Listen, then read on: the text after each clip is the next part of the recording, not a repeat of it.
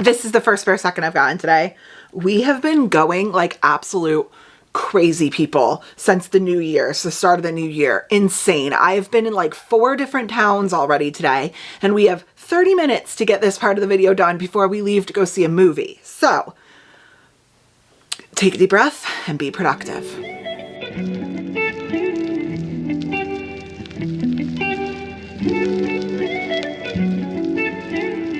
Hey guys, we are back with another one. This is our first reading challenge video of 2025. How crazy is that? It still never gets any crazy. And you know, honestly, it's not that every year feels like it goes by fast, because that's not true. I remember like Panini, I don't want to say the words, but the Panini years in the last couple of years, they went by really slow. They went by pretty torturously, in my opinion, at least. I mean, I did love having my kids home more, but like they went by very slow and monotonously.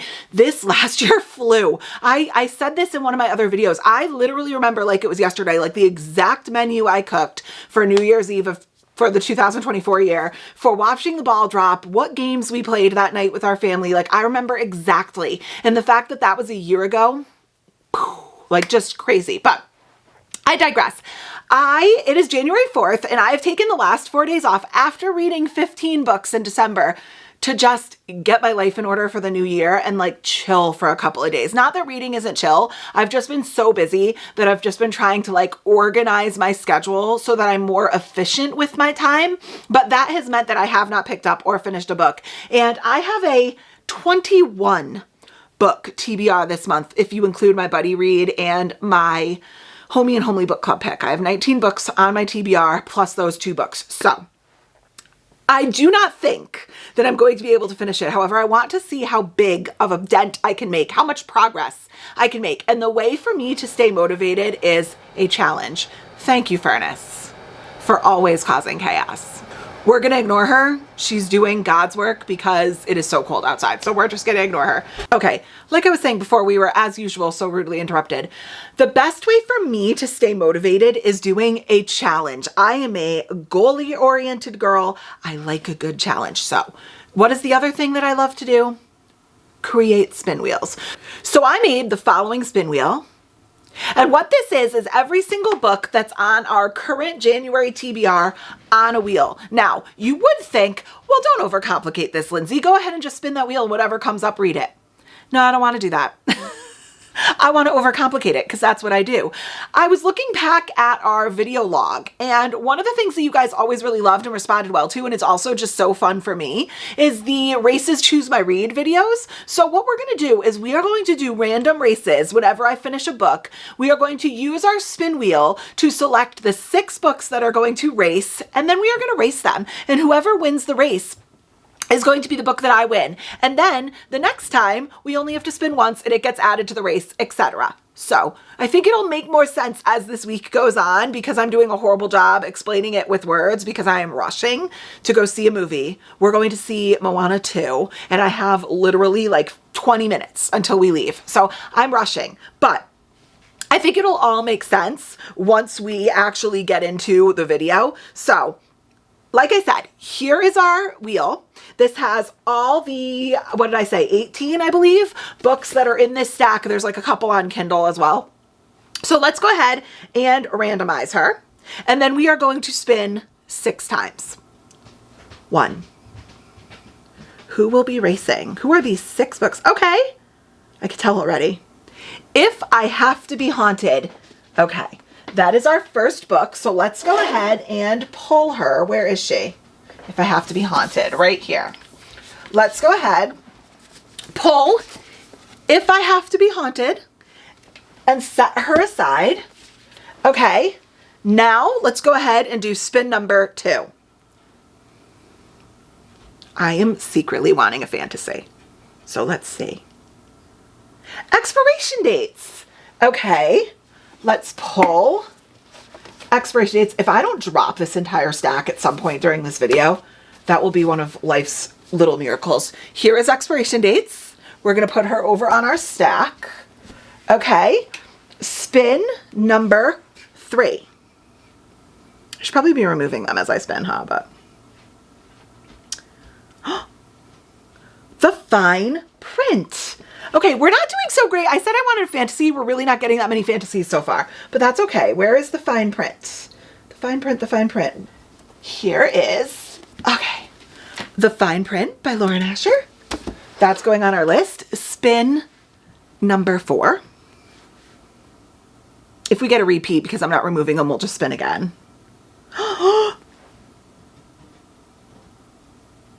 House of Beating Wings. Romantasy, romantasy. House of Beating Wings. Come on, I'm pulling for you. I'm pulling for you. Okay, that was spin number 4. Grab our wheel again. Spin number 5. I'm pulling for her. Okay, I could tell. This isn't as big of a wheel as the rest of them. Spells for Forgetting. Okay, let's grab Spells for Forgetting. Of course, it's on the bottom. If I did not call that, I don't know. Oh my God. Oh, Lord, the chaos, the chaos. I got so many comments after my last video being like, this is the most chaotic thing I've ever seen. And yeah, welcome to my brand, guys. Welcome to my brand. Here is Spells for Forgetting by Adrienne Young. And last but not least, spin number 6. Come on, Romantasy. Okay, wait, I'm not mad about this. The Naturals, a little YA mystery thriller type of deal. Okay, let's get the Naturals. Oh, here we go, right on top. The Naturals. Okay, so I just shifted them around. Here are the 6 books that we are going to be racing. I did already pre-select our race. We are going to be doing a dragon race today because I was trying to manifest some romantasy, which, listen, I think we got like 3 out of 6 romantasies. So I'm liking my odds. So I'm going to time lapse this as I just format our race, and we will come back when we're ready to start.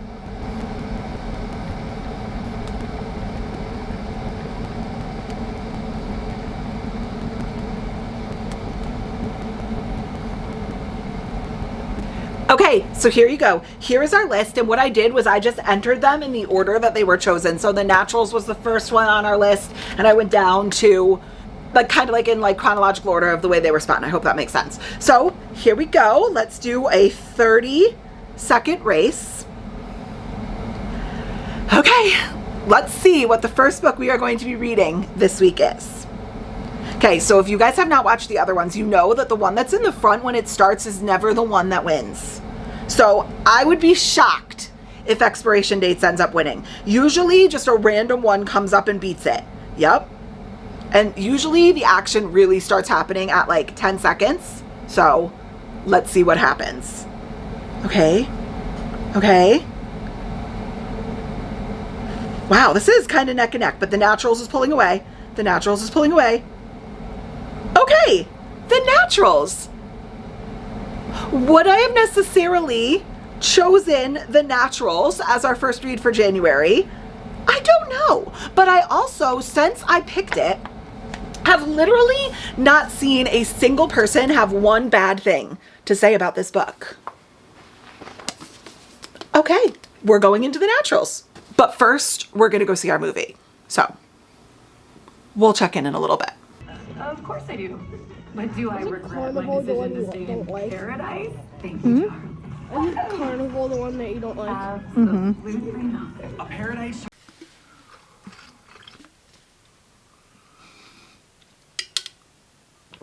Oh, that's so good. Okay. This morning's latte is a caramel almond latte with a caramel drizzle and a little bit of the International Delight extra creamy creamer. Really, really good. Delicious. Okay. And it is also like super hot, which is much needed today because we are in a cold spell here in Connecticut. Like Connecticut gets really cold in the winter. I've seen with the wind chill, -18, like once in my life. Very unusual. Very unusual. We stay usually like in the teens, 20s, 30s during the winter. And we are in a like low 20s kind of week. So it is really cold here. I am frozen solid like all the time, which is saying something because I run really hot and don't mind. This morning, literally all I've done is roll out of bed, pack lunch boxes, and do the school drop-off run. So after I film this, I'm about to go and get myself together for the day, which is so like out of sequence. You would think that I would get myself together and then turn on the camera. But if you thought that, then you clearly don't know me. So, that's not the sequence we're going to do things here. But I wanted to update you on my reading yesterday. So I did get, how many pages in? 183 pages into the naturals. According to Goodreads, that's like 57%, but it's actually a little bit further because Goodreads has this as 321 pages. And my edition has 308 pages. So just slightly off, whatever. 11 pages, 15 pages off. So don't make me do math this early in the morning. So I wanted to come back and give you guys like a kind of synopsis and my initial thoughts. So if you don't know anything about the naturals, this is about our main female character, Cassie, whose father is in the military and he's overseas. So she lives at home with her mother, who is a psychic, and that's what she does. She does like psychic shows and stuff like that in a theater, and I think she like reads palms and reads tarot and does readings and stuff like that. And one day, Cassie goes to visit her mother and check up on her in her dressing room before or after a show, I forget. And when she opens the door, there's blood everywhere and her mom is gone. They've searched for her for years and years and years. I believe it's 5 years. They've never found her. So she is presumed dead. So Cassie's father is overseas in the military. Her mother is presumed dead, but it's kind of an open-ended mystery as to what happened. So Cassie since then has been staying kind of like with family, like that overarching with family. So she stays with her grandma. She stays with her cousins and her aunts and uncles. They kind of get her jobs in their businesses. Basically, since her parents left or have no longer been around, she's just kind of like floating through life, basically. And although she loves her family, and she's very specific that she loves her family and she's grateful for them, she doesn't ever feel like she fits in. She always feels like they have their families and she just kind of is there. Like she just lingers in the family in the background and almost, I guess, feels like a little bit of an inconvenience in a way, but knows that her family loves her and they band together to help her with whatever she needs. Well, she was working as a waitress in a diner and a man comes in and leaves a card on the table that says to call him and that he's from the FBI. I think the point was Cassie makes the assumption that there must have been a break in her mother's case. A little bit of an odd way to tell her, but she says, I have to call. Curiosity kind of gets the best of her because she said, what if this is an update on my mother? What if they've found something about my mother? What if they need to talk to me about my mother? And when she calls, she finds out that she is being recruited into a very elite group of teenagers with special gifts that the FBI uses in different ways to solve cold cases. And obviously this is very appealing to Cassie because she wants to know ultimately what happened to her mother. So there's a little bit of a self-serving thing there too, as well as the fact that she hasn't really put down roots anywhere that she is. So this kind of transitory on the outskirts lifestyle that she's been leading makes it very easy for her to kind of not feel guilty picking up and just going to this program and this training.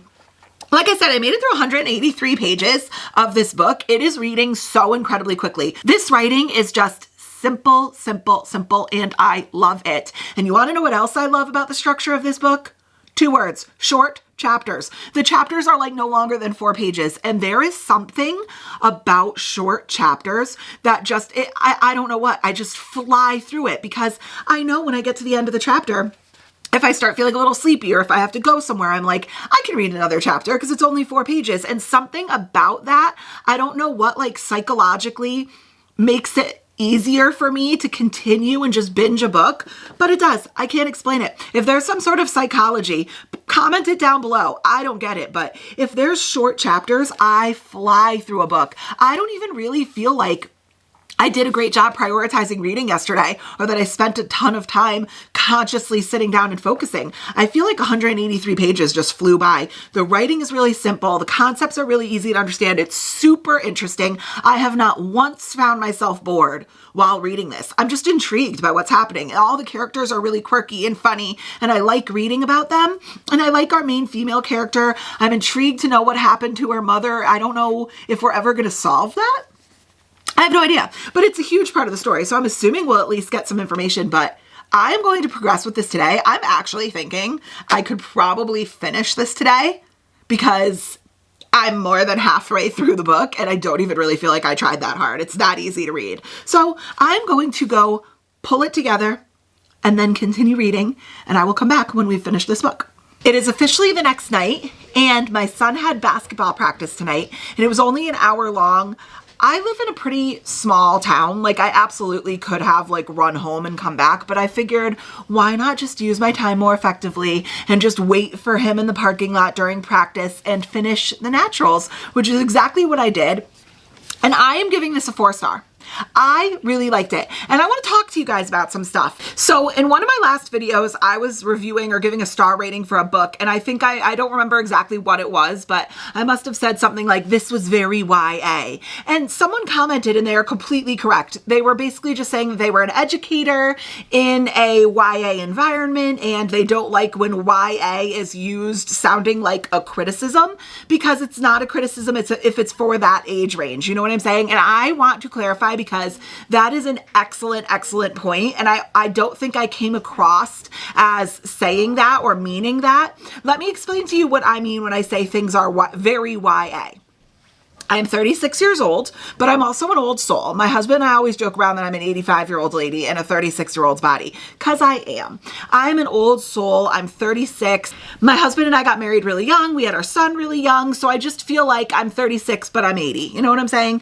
And I think I'm at a stage personally in my life where YA is hard for me to connect to, because I just don't identify with those problems anymore. And because maybe even appropriately for the age range of the characters, the problems seem to be a bit dramatic. The conversations seem to be a bit immature, because they're supposed to be. These are immature, dramatic times for those characters. I just find myself having trouble connecting to that world, because I come from things from a very 36-year-old mindset where I'm like, oh my God, like quit the drama, like just have a conversation, you know? Or like, these problems are not as big as you guys are making it. So when I am personally reviewing books and giving you my review with my personal opinions and my personal takes and the way that I personally want my books to read, and I say this was very YA, it just means it was too YA for me, which isn't necessarily even a criticism of the book, because if I choose to go into a YA book, I should kind of know what I'm getting myself into. However, with that being said, in any genre and any age range with any book, there is objectively good writing and objectively bad writing, right? Regardless of what you're reading, there's an objectively good mystery thriller, and there's an objectively bad mystery thriller. There's objectively good spice, and there's objectively bad spice. Objectively good banter and objectively bad banter. Similarly to all of those things, there's objectively good YA and objectively bad YA. So I think when I'm saying that was too YA for me, I'm saying, like, in my personal opinion, for this stage of my life, for my style of reading, that was objectively bad YA. All of this to get us to our resounding point that this right here is objectively good YA. This is so good. Banter, great. Plotline, great. Writing, easy, great. Characters, YA ages, but not overdramatic, melodramatic, immature, spastic, hyperactive, like disrespectful, bratty. They're not at all. They're just normal people that do age-appropriate things, but that are totally realistic. Now, obviously, I don't think it's realistic for a bunch of teenagers who have psychic powers or, you know, talents to go work for the FBI. I'm not saying that. I'm saying the way that they interact with the world around them and the characters around them is age-appropriate, but in a way that's not just cringy or embarrassing, secondhand embarrassing or infuriating to the reader if you're older. This book was great. So I think that overall, this book was probably sitting at like a 4.5 for most of the time that I was reading it. Right at the end, one of the ways that they wrapped up part of the storyline got just a little silly to me, and I didn't love it. And I found, like, for a book that was so obviously well researched and so obviously well thought out, the way that they tied up the main conflict and the main mystery of this book was just slightly ridiculous. And this is a sentiment that I have in a lot of mystery thrillers, that I am locked in for most of the book, and then the ending comes and it either slightly lets me down or slightly disappoints me, or it's dumb or something like that.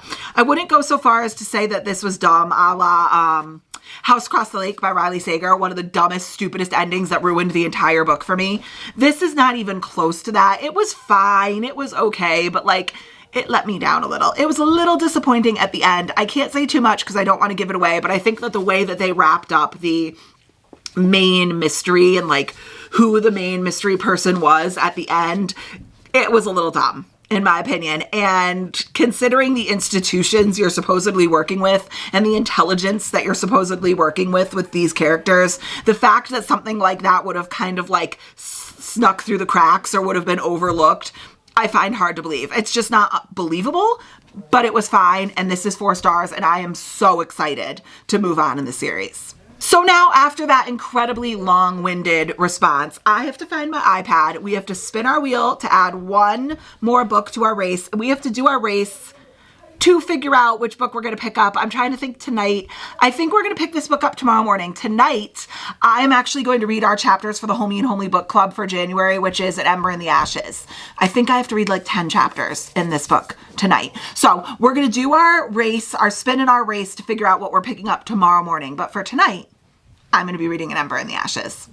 It's so funny because that's something you guys don't really see behind the scenes, that not only am I reading for challenges, but I'm also reading like buddy reads, book clubs, like books for other challenges. So there's always multiple books going on in the background. It's sometimes an issue. iPad attained. And you know what I was thinking about? I think the first time we spun our wheel, I said like, oh, I don't know how I'm going to do this. Maybe I should like remove the books when they're on the wheel. I'm not going to do that. I was thinking about it. And if I don't remove them and it comes up a second time on the wheel, like if we get the same book, like I'm trying to think of what's on there right now. Spells for Forgetting, House of Beating Wings, Expiration Dates, The Fine Print, and If I Have to Be Haunted. If it happens to come up again on the wheel, I guess it's just going to be 2 spots on the race, meaning it's more likely to win. So we're just going to kind of let the fates take over. You know what I'm saying? Oh, it's good that my iPad only has 5% battery. Okay, let's screen record. Okay, so the first thing we have to do is find the naturals and remove it. So let's take the naturals off of our wheel.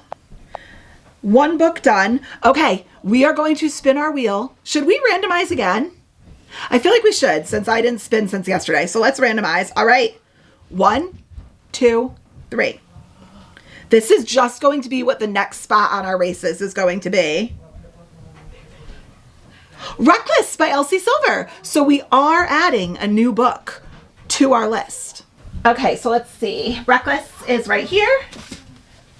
We have Reckless by Miss Elsie Silver. These are the books that we already have on our race list. So we are going to put Reckless in this pile right there. Let me grab my iPad again and we're going to format this race. What race are we going to do? Let's figure that out. Okay, so I already pre-selected our race. We are doing an elephant race today. And just so you guys could see, I did add Reckless by Elsie Silver. If you're wondering why I have the parentheses with the ES, it's because on this month's TBR, I have Reckless by Elsie Silver, ES, but I also have Reckless by Lauren Roberts, which has an LR parentheses. So that's just how I'm making sure I have the right Reckless in brain. So we are doing a 30-second race. Let's see what we're going into next. Full disclosure, I am reading Ember in the Ashes as well, and that is a fantasy. So if one of the romances came up, I would like to have a little bit of a difference, but I could do 2 fantasies. So, okay, enough babbling. 1, 2, 3. Okay. Reckless is, of course, in the lead, one of the romances. So Reckless is not going to win. What have we learned, guys? The one that's in the beginning never wins. One of the ones in the middle that is like way lagging behind is going to come back to win in like the last couple of seconds. 10 seconds. This is where the action happens. I told you. Oh, is she going to cross the finish line? Yes, she is. Okay. Expiration Dates by Rebecca Searle. I'm not upset about this. This is a cutesy little short. Let me just grab it, actually. Hold on one second. Here she is, Expiration Dates by Rebecca Searle. This is such a tiny, cute little book. How many pages is this? Oh, and the writing is pretty big too. This is like just over 256 pages. So this is a short little romance book. I do know a little bit about what this is about, but I am going to get like 50 pages into it before I come back and give you guys a synopsis just to make sure I get like a good handle on the story. And it's not just the story, it's the writing style.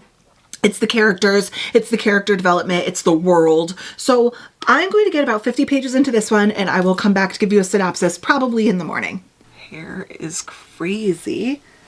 I don't know if it's like the winter, like that's really dry and cold and the wind is crazy, but like, I don't think my hair has ever been this like easily snarled. I mean, I have crazy 80s hair as it is. Like this thing has a mind of its own. There is no controlling it. I merely contain her, not control her. You know what I'm saying? But it's been so like naughty lately. I don't know what the deal is with her. But anyways, okay. It is the next day, and we are not here to discuss my hair. We are here to discuss Expiration Dates by Rebecca Searle. I am now about 57% of the way through the book. I'm on page 146, chapter 23. Visual learners, coming at you. Read this part, have this part left. And how cute is this bookmark? Do you see how cute she is? And it has a little thing on the front that says, "Where there is love, there is life, Gandhi." How pretty is that? My friend gave it to me for Christmas. So like I said, I am like 57% of the way through this book. I'm going to give you a little bit of a synopsis first. So the basic gist of this plotline is that we are following our main female character, Daphne, who every single time she meets a man that she is interested in, she at some point in the relationship, whether it's before they meet for their first date or 6 months into the relationship or a week into the relationship, she receives this piece of paper, and it always comes in different ways. It could be on a postcard. It could be a delivery to the bellman in the lobby of her hotel. It could be through a newspaper delivery man. She receives this piece of paper, and on the paper it always has the man's name and then how long they will be together. So it'll say like Bob 6 weeks, Noah 1 night. Like it's a basic date. Like I believe one of them was named Tay and it was like 2.5 years. And it basically just gives her the expiration date of their relationship. And basically she meets this man named Jake. She receives her delivery of this piece of paper, and this one says Jake, but there's no expiration date. And we're kind of working our way through what that means, what it looks like, but also exploring what it would be like to know going into a relationship when it was going to end, or that it was going to end. It's kind of like, it's reminding me of that conundrum question, like if you could know the date of your death, would you want to know it, right? And I guess the conundrum is, if you knew the day that your life was going to end, would you live your life differently knowing how much time you had left? Would you really live in the moment? Or if you knew when your life was going to end, would that almost like make your life less enjoyable? I guess that's like the conundrum, like what would you do? And it's a similar idea with this. Like if you knew the date or the time frame that the relationship was going to end in, would it even make the relationship worth it? Or would you really value the time that you had while you had them? It's an interesting concept. I like it. Daphne is a little frustrating, the main female character, and I kind of hesitate to say that because I'm not entirely sure what I find so frustrating about her. There's just something about her that doesn't always rub me the right way, but I so far like a couple of the main, or not the main, I like the male characters that we've learned about. I really like Joe. There's a guy named Hugo who is Daphne's best friend and also one of the guys that the relationship ended with, and he's like one of the few people in her life that know about these papers that she receives. He kind of frustrates me because he's kind of like in a casual relationship with this girl, and he seems to have no problem discussing this girl and his relationship with Daphne, but the second she meets another guy, Hugo gets like very territorial of Daphne and is like obviously jealous and like borderline like gives her shit sometimes, and it's like, dude, you're dating other people. Like, I don't know. He's giving me like a he wants to have his cake and eat it too situation. I don't know. Kind of like the vibe of like he wants to be able to do his own thing, but Daphne's not allowed to do anything, you know? Like, he wants to date other people, but he doesn't want Daphne to date other people. But it's like, dude, your relationship's over and you've moved on. Anyways, he's kind of frustrating me. I like it, but I'm not entirely sure I love this writing. It's simple, it's easy to understand, but it's also kind of meandering and wordy and like very descriptive in places that it doesn't need to be. Like, she loves to give you like a super vivid description of like the tiniest little monotonous details. Like, there was this one scene where she literally went on describing every single item of food that Joe cooked for Daphne the morning after they like spend the night together. And it literally has no significance on the story. Like, as I was reading these paragraphs about like, he made 4 eggs and he happened to overcook them. It's okay. I don't mind overcooked eggs. It's nice that he cooks eggs at all. And then he made toast. It was white toast and he put butter on it. And you read like paragraphs about it and you're like, surely this has to have some significance. Like, these, she's going into so much detail that this has to play into the story. And it doesn't. She just wanted to tell you in excruciating detail exactly what Joe cooked for Daphne. So like, on the one hand, it's descriptive. On the other hand, it's like, I don't love super wordy writing like that all the time. And considering the fact that this is only 250 pages, like, I'm sitting here being like, wow, did we need to go that excessively wordy? I feel like you can seriously pack a punch in 250 pages of very succinct writing, but it's not horrible. It's certainly not bad. I think it's more of just like, this is a different style than is ideal to me, but I am enjoying my time. I'm liking it and it reads super fast. So I have no problem thinking that I'm going to finish this today. In fact, I'd be shocked if I didn't. I don't know how much B-roll I'm going to get because we have 2 basketball games tonight. So I'm kind of like reading on the run. Like, I read during breaks, I read during halftime, I read in my car in the pickup line. So I don't always bring my camera to those events. We also had like kind of like an emergency orthodontist appointment this morning because Cole broke his bracket. So I like read in the waiting room of the orthodontist, which I'm obviously not going to break out my tripod and camera and film in. So if I do find myself with a little bit of time sitting down at home and actually reading, I will certainly get some B-roll, but that might have to be for the next book. Onwards and upwards. Here we go. But all right, let's go finish this book and then we can do our next race.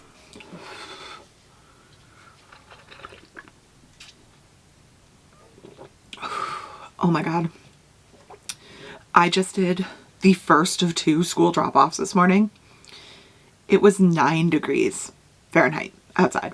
9. With like a -3 degree wind chill. It is so cold out. It is miserable. It stays like this where, don't get me wrong, I love my state. I love Connecticut, but I'm like, why do I live here?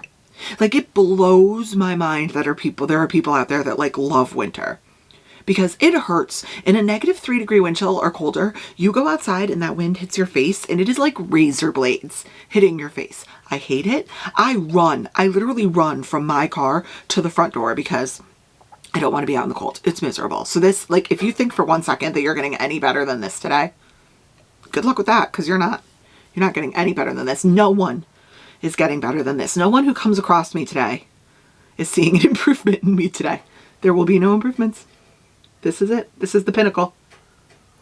I would, however, feel weird like having a full conversation with my hood on. So we'll remove the hood for a minute.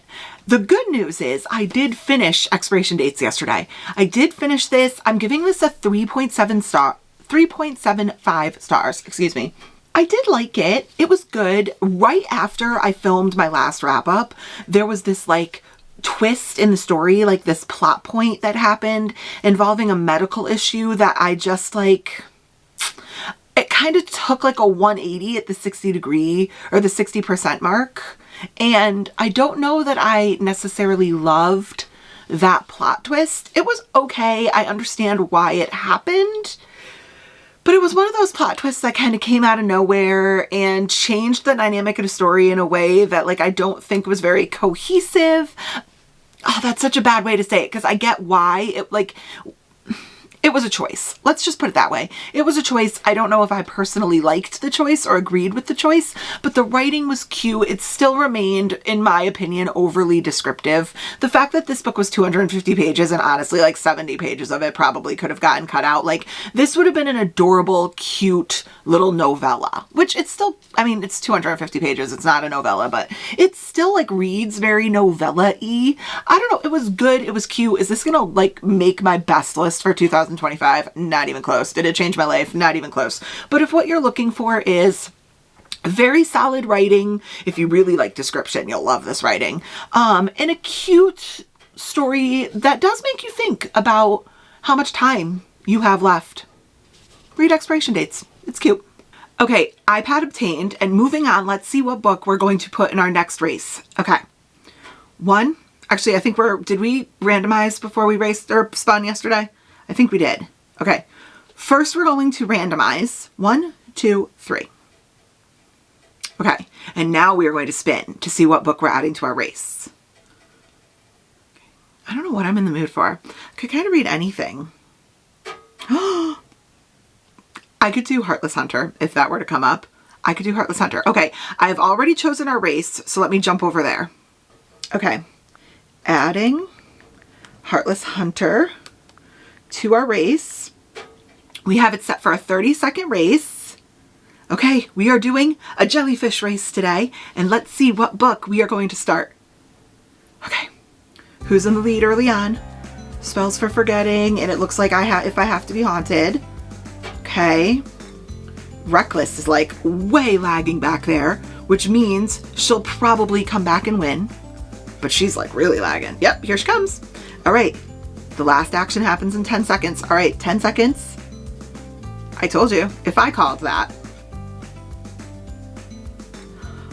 Yep, I called that. I knew it. It's always the little one that's like lagging behind. She comes up from behind and she wins. All right, we are reading Reckless by Elsie Silver. Wow, we are not getting a ton of fantasy this week, are we? But I'm not mad about that because I do want to read Reckless. I've heard that Reckless is a lot of Chestnut Springs lovers' favorite book in the entire series. So we will be getting into Reckless today. Okay, so here she is. This is Reckless by Elsie Silver. I think this is Theo's story, but full disclosure, have no idea who the girl is in this one. I don't know, but I do know that it has a daddy cowboy boo and a baby cowboy boo. So is there going to be a little baby cowboy? I don't know. I don't want to know, but we are going to read some cowboy romance today. And I am very excited to get back into this world. I do think her books read incredibly quickly, and I really do like Chestnut Springs. Wasn't super in love with Jasper and Sloane's story. That was like my least favorite one, but the rest of them have been like over 4 stars and I've liked them. So let's see what Theo Silva has to offer us.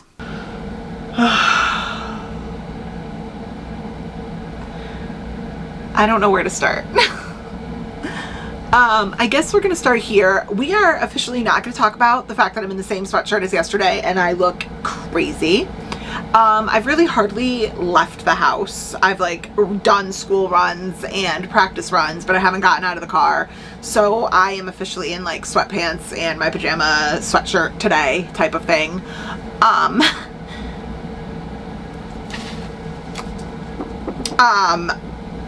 I finished a 500-page book in one sitting. This book, what is in this book?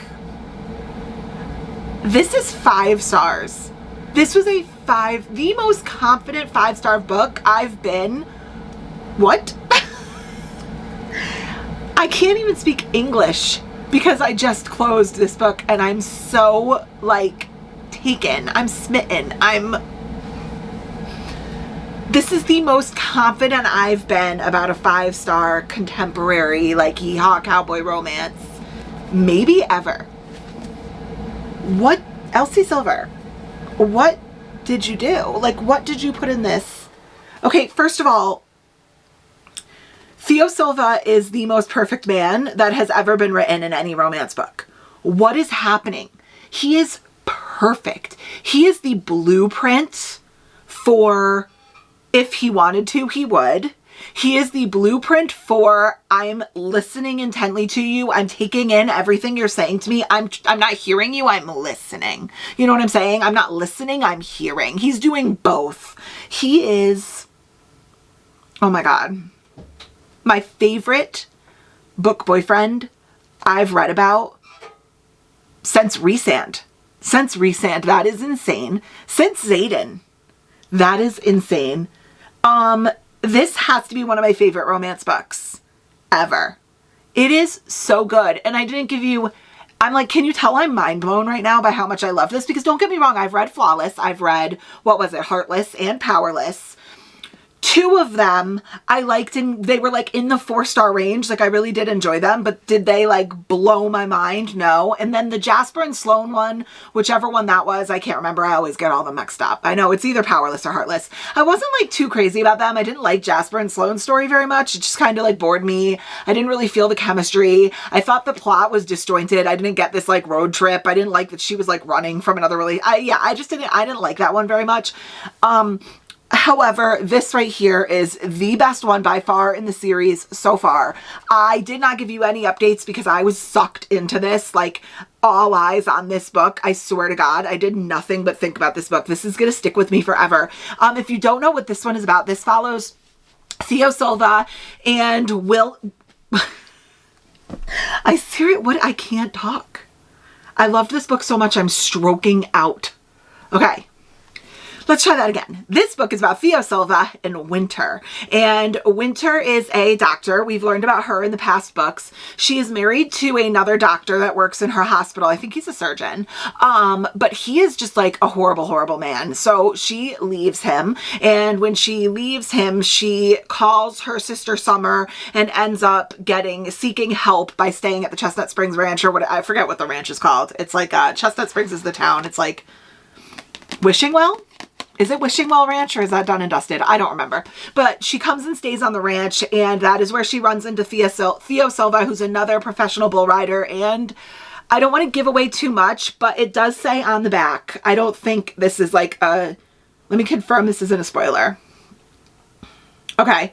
It was supposed to be like a one-night thing after they spontaneously got drunk in a bar. However, it was supposed to be a one-time thing, a secret, but that little plus sign is going to make that secret impossible to keep. So it does say it on the back. I feel confident I could say it. Winter does get pregnant after having a one-night stand with Theo, and it is so incredible. Please read this book. So good. This is the best love story I've read in forever. I love Theo and Winter. They are meant for one another. They are soulmates. Theo is perfection, and Winter just appreciates him and loves him so much. Oh, I love it so much. Please go read this book. How am I going to move on from this? I love reading so much. This is the best hobby in the world. I'm going to think about Winter and Theo all night. I'm so happy. I'm so happy for them. I love them. Okay, moving on. Anyways, let me go find my iPad, which I have like carelessly thrown somewhere. And we are going to do our spin for what I'm picking up next because I am so motivated to continue reading today. All thanks to you. Full disclosure. Okay, obtained. Full disclosure, I think I'm a little delirious after reading 500 pages. But I want to keep the good vibes rolling, you know? Where is our wheel? We have to remove Reckless by Elsie Silver. Oh my God, it was so good. Whew, I'm still recovering. Okay, screenshot. Wait the 3 seconds because we are professionals. Here we go. I'm going to randomize. There you go. And spin to see what we are putting on our race next. If I have any hope of finishing my 19 or 21 book TBR this month, Fallen Stars. Okay, this is the second book after Heavenly Bodies. I do not think it is currently available for purchase because I have the indie version and they are, what is it? Why am I blanking? I swear to God, I can't think after reading that book. I have the indie version. They're mass producing it. It got picked up by a mainstream publisher. Is that what it's called? Why am I, oh my God, I can't think. I seriously can't. My brain, My brain is jello. So once I remember how to speak the English language, I have the indie version, but it's being traditionally published. Light bulb. I want to put a little ding. Okay, traditionally published. It is being traditionally published. So you can't buy it right now, but I do have the indie version. Now it might be slightly different when it does come out and it's republished. So let's go ahead and end this. Jump over to our race. I actually already picked out what race we were going to do because, not that you guys need to know this, but I am very hungry right now because I've sat there and read for the last like several hours, and my son and I are going to go and go to the store and get food. So let's add Fallen Stars. Done. 30-second race. We are going to do a food race. And maybe we will also decide what I'm eating tonight. What do you think? So let's go ahead and start it. Okay. Oh my God, that was so good. I seriously can't do anything but think about Winter and Theo. All right, who's hanging back? Spells for forgetting, fine print, and if I have to be haunted. I'm gonna go ahead and call it right now. One of those is gonna win. If precedent tells me. Okay, 10 seconds, where all the action happens. Here we go. Who's gonna win? Oh my God, is the one in the lead gonna win? That never happens. House of Beating Wings. Okay. This by far is one of my most anticipated reads. This has been on so many TBRs. I own like 6 versions of this book and I've just never prioritized it. I've wanted to read it so badly, but it is thick. Let me go grab it. Okay. I can't even look at me in the viewfinder and take myself seriously with my hair as crazy as it is. How are you guys supposed to take me seriously looking the way I look? Like, you really have to start holding me to higher standards. Listen, I know that my brand is homey and homely chaos. That's really not that much better. Whatever. I know that my brand is homey and homely chaos, but like, we have to have some standards at some point, right? Whatever. Okay, let's talk about all the versions I own of this book. Okay, first of all, I do own the version that is on my Kindle. Okay, I do have the audiobook. So there's 2. I have the House of Beating Wings. Is this Bookish Box? I think this is Bookish Box. Confirmed, this is Bookish Box. So I own this gorgeous version, which is Bookish Boxes. I actually own the first 3 in the series in this version. And if you look at the inside, it has this reverse dust jacket. And then it has, I cannot with this gorgeous end paper artwork. I hope it's focusing and that you can see how truly beautiful that is. Look at the other side. Look at how stunning that is. And then the naked hardcover is foiled. It is absolutely stunning. So I own that version. Then of course I own the traditionally published paperback as well. And then I own the House of Beating Wings, the Page and Wick version. How stunningly beautiful is this? If it can see my face, it focuses on me. So I try to like stay out. Look at that. Look at how beautiful. And then let me show you guys the naked hardcover. What does it say? That you little bird belong to the sky. Gorgeous blue naked hardcover with the end paper artwork. Focus, you could do it. You can do it. I don't know. I don't think it's gonna focus today, but that's okay. Let's see if it's different on the other side. Look at how stunning. I think it's the same. Yeah, it's the same. So I own quite a few versions of this book. Something in my gut tells me I am going to love this book, but it's huge. And it's kind of a weird, like, I don't know why I think I'm going to love this book so much, because I've read like 3 different synopses about this book. And besides for the fact that I've heard it has a character in this book that shifts from between human and crow, I have read so many different synopses of this book and it tells me literally nothing. I have no clue what this book is about. None. But I think there's a character who's a crow shifter, which intrigues me, but a couple of people whose opinions I trust I believe Reagan read this book and loved it from Reagan's Reads, and a couple of other people that I've heard of and heard read it have absolutely loved it and said that it's incredible. So we are getting into this. If you have read this, drop a comment down below and tell me like what star rating you gave it, because I don't really see too many people talking about this, but the people that I do see have absolutely loved their experience. I really hate giving these reviews. I really do. I'm not like a shady person. Like I'm not. And I'm not like a negative person. I'm a super positive person. But like, that's gonna fall for sure. But like, I also have to be honest. I just finished House of Beating Wings, and this was a 2-star. And you could not, nobody is more shocked than I'm shocked, right? There is not a person on planet Earth that is more mind blown than me, because this was one of my most anticipated reads, not even of like the year, but of last year too. Like I said before, this made it on several TBRs. I never got to it, and it was just because it is really long, and it just didn't, like the stars didn't align where I read it. And I honestly was kicking myself because I really thought this was going to be like a new 5-star book. I've seen such amazing things about it, and it just isn't. It's just not. And it's to the point where I think because my expectations were up so high, I'm literally like angry about how much I disliked it. Like sometimes when you have a super anticipated book and you finally read it and it's 6 stars, you're angry that you took so long to read it. You know what I'm saying? You're like, oh my God, I could have known about this magnificence a year ago. But this is the opposite, that I've put this off reading it for so long that I built it up so high in my head. And now that it's done and I've read it, I'm like, that is what I've been waiting for. This is what I've been waiting for. Guys, like, the furnace is me right now. Okay, so like, if you don't know what this book is about, like neither did I. And I honestly, at the end of the book, like, I get it, but I don't get it. You know what I'm saying? Hey, kid. I have a toy. You have a what? I have a toy. What are you doing? What in the heck is that? Kinetic sand. Oh, not on my bed.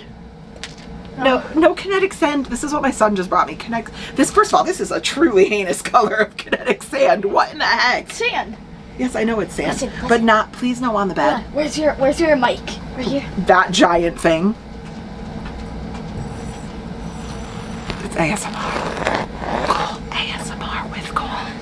You gotta tap in, just ASMR it. Yeah. Wait, with your eyes ready. Look. Wait, where is it? ASMR, no. And I don't love sand above the bed. ASMR with Cole. Nice. This video just took a totally different turn. Okay. Are you ready to go bowling? Yeah, go get ready. Okay. So like I was saying, if you haven't read this book, the synopsis on the cover is super vague, and even after reading the book, I do not think the synopsis on the front of the book is a good like overview of what happens. We follow our main female character, Fallon. She lives in this world where there are pureblood fae, humans, and then half-blood, so like half human and half fae, and you can tell the difference based on how round your ears are. Like the pointy ears are the fae, the round ears are the humans. Sometimes there's like people in between, and like if you're a halfling, sometimes you've gotten kind of pointy ears, sometimes you've gotten round ears. It's like this strange fae human half-breed world. But there's also this element of like the fae can't touch iron or obsidian. It's like poisonous. But then there's also this element of if you put flakes of salt on your tongue, you have to tell the truth. Like it's a truth-telling thing. But then there's also this element of these iron crows, like 5 iron crows that are all over the land. And then there's this random character who's randomly blind, and you're never really explained as to what exact breed of creature she is. And like some people can see her, but then other people seem to not see her, like she's invisible, and there's like no context for her. And she also tells the future, and she says that our main female character has to go find these 5 iron crows, and then she's gonna sit on the throne because she's been in love with the prince that's gonna take over the Fae Kingdom. But like, you also can't go to the island that the Fae Kingdom's castle is on because there's sea serpents, and the sea serpents eat people, except they don't eat our main female character because for some unexplainable reason she can talk to animals, but that makes her kind of sort of a witch, and everyone persecutes her. It is just doing too much. It's doing too much, and it's written in a very like flowery, overly descriptive way, and there's also different languages based on what you are, but there's zero context for that. So like, the Fae have a Fae language, the humans speak English, but like some of them have like an Irish Scottish dialect, some of them have a British dialect, others are more modern American, but then there's also a Crow language, and then there's like the serpents speak a different language, and our main female character somehow speaks the it's just, this book was doing too much. There were too many characters. There were characters that just had zero relevance to the story, but she would talk about them like we were supposed to know them and remember them, and then they're just not important. Now, I'm not saying that they won't be important later on in the series. Maybe they will be. But the point is, when you're reading the first book, you're supposed to be drawn in to want to read the rest of the series. And what I found was that there was just too much going on, and the characters were confusing, and the different languages are confusing, and there's essentially no world building. You're just thrown in, which I actually typically like. But it has to be done in a very specific, like very cohesive way so that you're not confused, so that you're actually learning about the world without realizing that you're learning about the world. You're just thrown in, so then she puts herself in a position where she has to like info dump information on you, which is so boring. And that's another thing. The pacing of this book is atrocious. It's really bad. Like, it's really badly done. Like, it goes from relatively action-packed to chapters upon chapters upon chapters upon chapters of absolutely nothing, info dumping that never is tied back into the story. So you find yourself reading 4 chapters of information that never comes back up, and you go, why did I have to know that? And this book is 600 pages. If she had done another positive round of editing, you could have easily cut 250 pages out of this book, easily, probably more. I just didn't connect to the writing style. I never connected to the characters because there was too much going on. There's like 4 love interests in this book, but not in like an interesting way where it's like a reverse harem or like a why choose or like which guy is she gonna pick. You don't care about any of them. I mean, the main, who ends up being the main male character in this book, he started kind of growing on me at the end, but at that point I was so frustrated by the first 500 pages that I just didn't really care anymore. And I think that's the end result. I just come out of this book being like, I don't care. I just don't care. I don't care about our characters. I don't care about what happened. I'm not super invested into the world. I just kind of don't care. With that being said, am I going to move on in the series? This is a question that I've really struggled with. I think I may try to give book 2 a try, because I think, I'm actually could be wrong on this. I should go grab it. I think this is a rare instance where book 2 might be shorter than book 1. Hold on, let me go grab book 2. Okay, so just for like the sake of time, I'm grabbing the Bookish Box editions. So this is book 1, and in the Bookish Box edition, book 1 is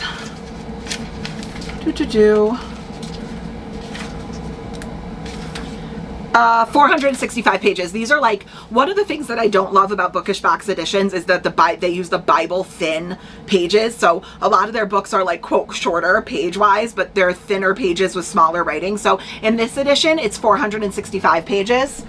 And book 2, I mean, it feels shorter. Book 2 is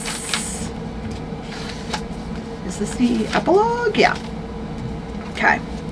So book 2 is 419. So yeah, so book 1, 465, book 2, 419. So I would assume that's reflective in all the other series as well, or in the other books as well. So I think I may continue on to book 2 just because it is shorter than this book, which means I have hope that maybe they narrowed in on their editing a little bit in book 2. And also because I did kind of start carrying just a smidge about the main male character at the end of the book, maybe they will get their pacing in check and start really focusing on that storyline a little bit more in book 2, because the way that it ended, I am intrigued about his backstory and his world. But with that being said, I had to read 500 pages of crap I did not care about and characters I did not care about to get to a very minute level of caring about this particular guy in this particular world. So I am going to go ahead and give book 2 a try at some point. Am I rushing into it? No. And was this as successful as I originally thought it was going to be? No. I didn't love it. It was kind of a mess. Okay, moving on. We are actually going bowling. Oh, and of course my iPad is on 3% battery. This is not going to go well, but let's see if I can get this done. Before we go bowling, let's go ahead and try to see what the next book I'm going to read is. So the first step is I have to remove House of Beating Wings because we did just read it. And I think it's going to, all right, let's do this quick. Okay, randomize it and spin. Am I going to be able to get this and our race done on 3% battery on an iPad? What are we adding? Bad Summer People. Okay, admittedly, not in the mood for a thriller, but let's go to our race really quick and do, oh God, I got to pick our race too. Oh my gosh, what am I going to do? What am I going to do? We just got to pick a random one, just a random race. Be random, Lindsay, do a random one. Which one? Unicorn. Okay, unicorn, and my iPad died. Okay, I will be back. You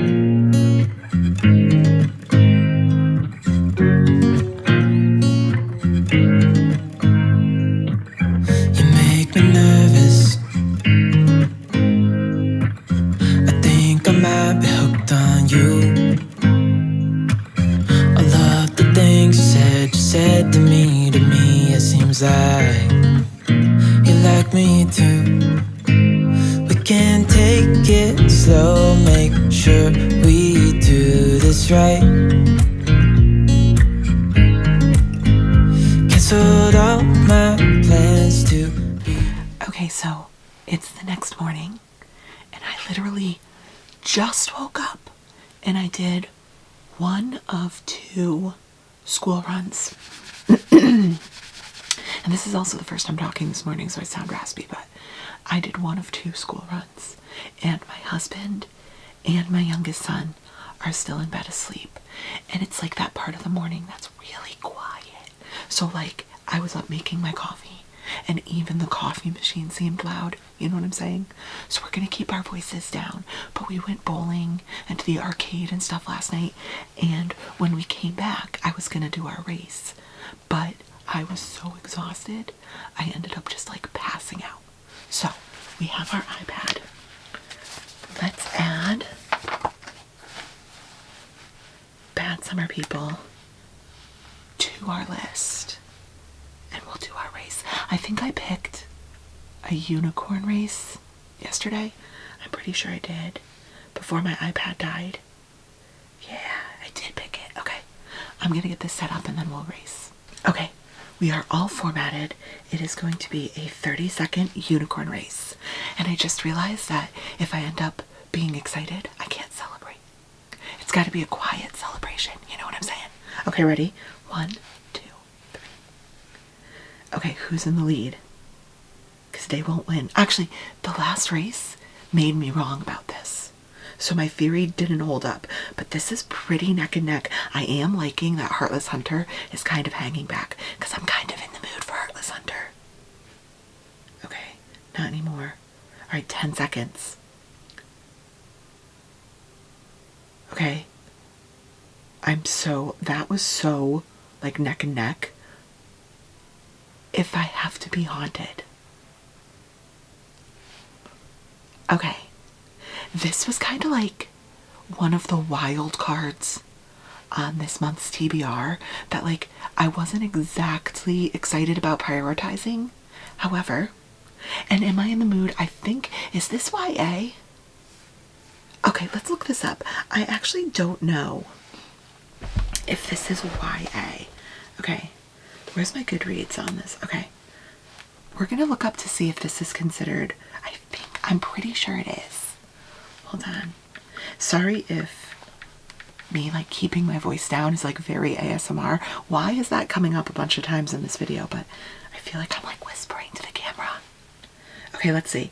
If I Have to Be Haunted is, okay, so it is. It's listed as fantasy, young adult, romance, paranormal, young adult fantasy. Okay. All right. You know what? Let me go grab it. Okay, so here it is. This is If I Have to Be Haunted by Miranda Sun. This is the gorgeous Fairy Loot edition. It's beautiful. Oh, I like that. Look at those pretty, like, I don't know if you're going to be able to see it, but there are like metallic embossed and pages. And then look at the printed cover. That's the naked hardcover. It is really beautiful. So I have no idea what this is about, to be honest with you. This is one of those ones that was just like a monthly book pick and it just shipped to me. I kind of forgot that I was going to get it. But it says, Kara's just trying to stay on top of all of her classes, excel at her extracurriculars, and prepare for college, which means not speaking to the dead, an ability she inherited from her grandmother. Ghosts are trouble and Kara doesn't need to add their problems to her own. But then she stumbles upon the body of Zach, the super popular but newly dead high school golden boy in the woods, and guess what? He wants her to resurrect him. Cue trouble. Okay, we'll give it a try. Okay, so we have some things to talk about. It is actually a couple of days later, and this video was going to be like Race's Pick My Reads for a week, but now it's day like 9 because I'm not sick. I didn't get sick, but I do have a little bit of like a cold, like a little viral thing going on. And unfortunately, this particular viral thing seems to be mostly like sinus. And for the first 2 days of my little viral issue, the sinuses were so full that it caused a massive sinus headache. And for me, when I have a headache, I cannot read.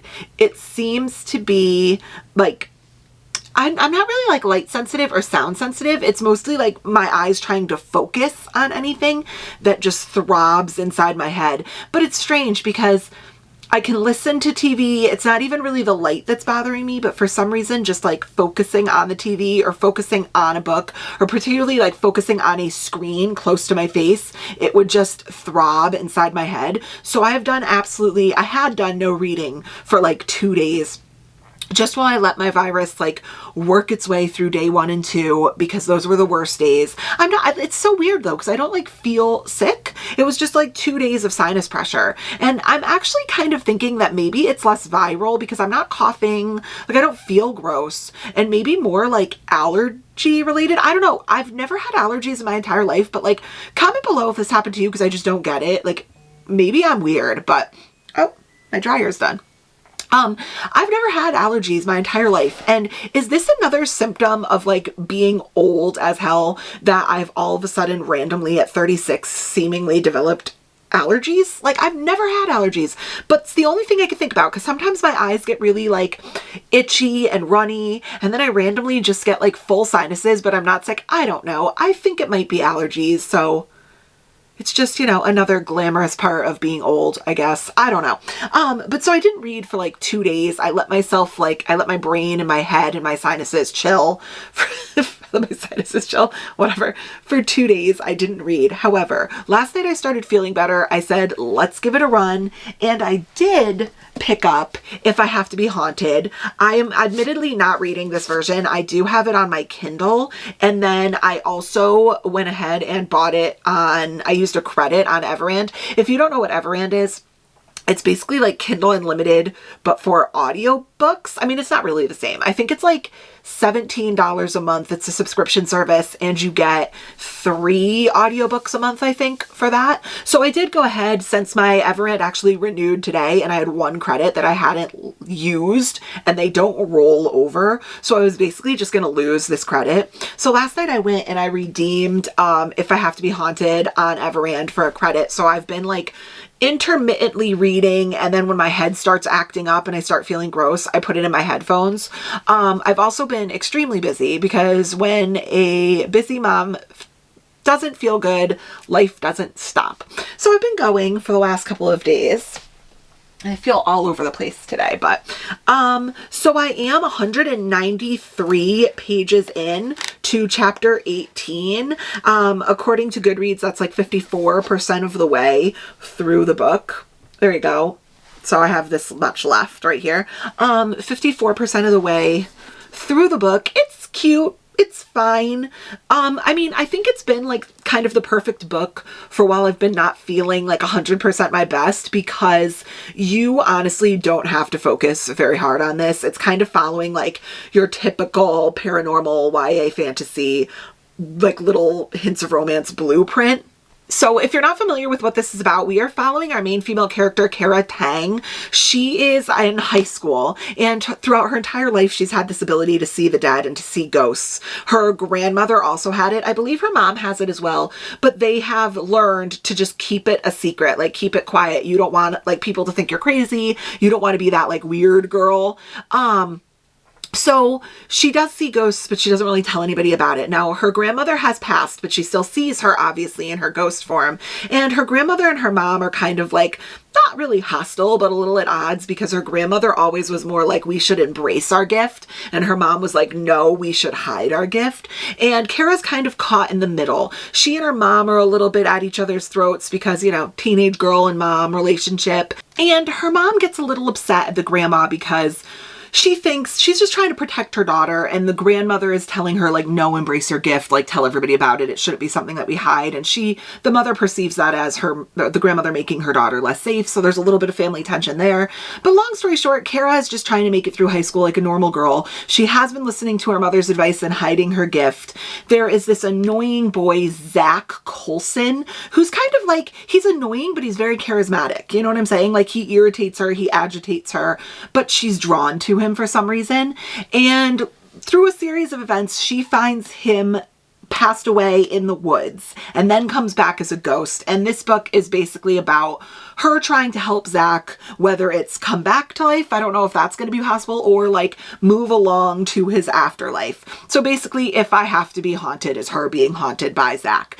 And there's kind of like a little bit of chemistry starting now, 50% of the way through the book, but I think they still just kind of get on each other's nerves a little bit. So you're taking them through like some not really trials, but some like adventures to see what Zach's fate is going to be and to see how Kara is helping him move on potentially. It's cute. The writing is easy. The writing is good. The banter is good. Like, the dialogue is fine. It's your typical YA. It's very age appropriate. They're not having any like existential deep conversations, but it's very like nitpicky and very like, I needle you, you needle me. And it's kind of like in a flirtatious way. Like when you're in high school, you know, it's always like kind of like the boy who's the hardest on you probably likes you. You know what I'm saying? So it has a little bit of that vibe, and it's just easy. This has been the perfect thing for me while I haven't been feeling very good. I like it. I think I'm going to put it back on audio, listen to them, you know, the next probably like 20% on audio. Today is crazy. I have to take a sip of my coffee. I actually did buy my coffee today. I very rarely do, but I have a crazy day. So I got what even is this? I don't even remember. It's a venti iced blonde vanilla latte with light ice, non-fat milk, vanilla sweet cream cold foam, and a caramel drizzle. Sounds good. Let me try. Ooh, that's good. It was like an iced coffee kind of day, and I'm so busy today. I currently have 30 minutes until one of the guys that does some work around our house gets here to clean out our dryer vents, because that hasn't been done in literally forever. And it's the things of home ownership that we've owned our home for like 12 years. I don't know why I'm telling you this, but the things of home ownership that they don't tell you about, you do have to get your dryer vents cleaned. It's the leading cause of home fires. So get your dryer vents cleaned if you haven't. So I'm having that done today. And then I am running 45 minutes away to surprise my kids with a dozen crumble cookies because they deserve it. They've been working so hard. If you don't know, my youngest son plays, right now he's in basketball and baseball season because he's a very gifted baseball player and he plays year round for different leagues, travel leagues, and he's also playing on our town's basketball team. And then my older son, Dylan, is 14, but he is 6'2" with a size 15 shoe. So he's a big boy. And so he made his high school basketball team as well. They've been working so hard. They play 7 days a week, sometimes multiple times a day. Like sometimes we have 2 practices a day. And they've been working so hard. So I'm going to surprise them. The crumble menu was really good this week and I think they'd like it. There was like a peanut butter brownie and a strawberry cheesecake and a waffle cookie. And I think they're going to like it. So I did order crumble, a dozen of them, and I have to go pick them up, but it's 45 minutes away from my house one way. So it's an hour and a half round trip. So I'm going to do that for them today before I pick them up and kind of surprise them with it. So we have some stuff going on, but I'm hoping I finish If I Have to Be Haunted today. I am going to put it on audio right now and kind of like get some of the bathroom tidied up since the vent guy is going to come here and I just want to make room for him and move the laundry hamper out of the way and stuff like that. So off we go. A busy mom's life never stops. It never stops. I make my life so much more complicated than it has to be. I don't have to drive an hour and a half for cookies today, but you know, whatever. At least there's cookies at the end of that drive, you know? Okay, I am back later on in the day and I am unfortunately here to report that the headache is back in like full effect. It's all up in here, which hurts. So I'm going to make this brief, but I did take today and finish If I Have to Be Haunted by Miranda Sun. This was cute. It was fine. There was nothing wrong with this book. Like I said, it kind of continued, my initial thoughts kind of continued as I went through the book. It's an adorable concept. It's a cute little YA paranormal fantasy romance type of deal. Obviously younger characters, like high school age characters. So at this point in my life, like, did I super connect to them? I didn't, but that's okay. It's meant for a younger audience, but the general storyline was well thought out. It was good. I mean, I liked the adventure that they went on. I liked the paranormal aspect.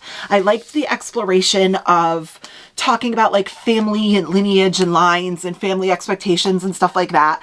I did really like it and I liked our characters. I think there was just something about me that was just kind of detached while I read this. Like I wasn't on the edge of my seat to find out what happened. I wasn't like, you know, biting my nails about something bad happening to our characters. Like I don't know how to describe it other than I know when I'm super invested in a plot and when I'm super emotionally invested in characters, and I never quite got there with this, but it's adorable. And maybe if you're slightly a little younger than me, maybe this will be something that really grips you, but I'm giving this a 3.5. It was really, really good. And I think it was a good way to finish out our week because due to my headache, we are going to do a quick recap and then I am getting in bed because these bags are not Chanel.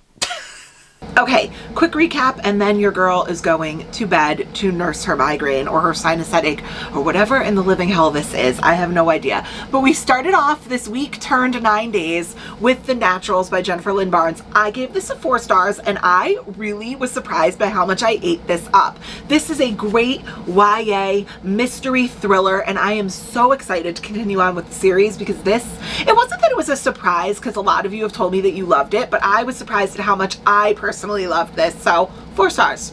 Then our race chose Expiration Dates by Rebecca Searle, and I gave this a 3.75 stars. Good, quick, easy, decent. And then the race chose Reckless by Elsie Silver. And we have my first 5-star read of 2025. Theo Silva, everything, perfection. I loved this book. This was my favorite book in the Chestnut Springs series so far. Amazing. Read Chestnut Springs just to read Reckless, just to meet Theo. And then one of my most anticipated reads on my 25 and 25 list, the race chose House of Beating Wings, and this was a 2-star for me. And I am flabbergasted. No one is more surprised than this girl right here, because I thought I was gonna eat this up. I thought I was gonna love this. I thought this was gonna be a new 5-star series, and it was not. 2 stars. I'm going to continue, but like I said in my summary, if the second book doesn't improve, this might just not be the series for me. And last but not least, If I Have to Be Haunted was a 3.5 stars, and perfectly fine, perfectly adorable. So there you have it, guys. 1, 2, 3, 4, 5 books in 9 days. That's not too horrible. And a couple of these, like Reckless and House of Beating Wings, these are chunkers. These are longer books. I think House of Beating Wings was like 600 and something pages, I think. And Reckless is like right up there at 500 pages, something like that. So we did some serious reading here, and I am trying so hard to get through my 21 book TBR this month. I don't know if that's gonna happen, but I'll take 5 books in 9 days. So once again, the challenges come through with the win for me. And just like that, another week of reading down. Thank you guys so much for staying. And if you stayed the whole time, comment the cowboy emoji for Theo Silva magnificence, for Theo Silva perfection, for the chestnut. I don't know why I'm stroking out every single time I try to say this name. For the Chestnut Springs series. Nailed it. Nailed it. So like I said, comment the cowboy emoji if you stayed this whole time, and then do the things that you guys are literal professionals at doing. Like, comment, subscribe, and I will catch you on the next one. Hopefully sans sinus headache. Bye guys.